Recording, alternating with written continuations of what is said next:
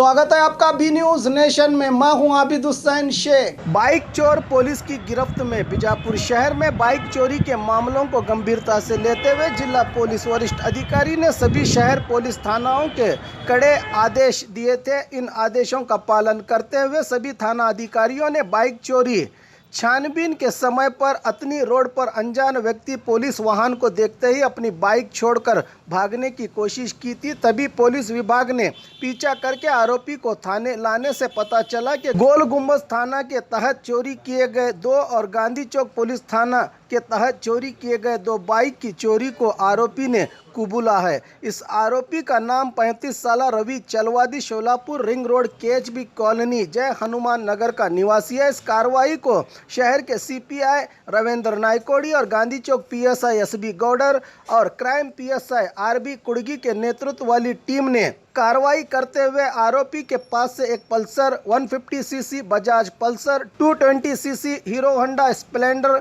और Honda deo scooter जब्त किया है। इन बाइक्स की कीमत 2,50,000 बताई जा रही है। अधिकारियों के इस काम से जिला एसपी ने बहुमान दे के सम्मान किया। और खबरों के लिए देखते रहिए बी न्यूज नेशन।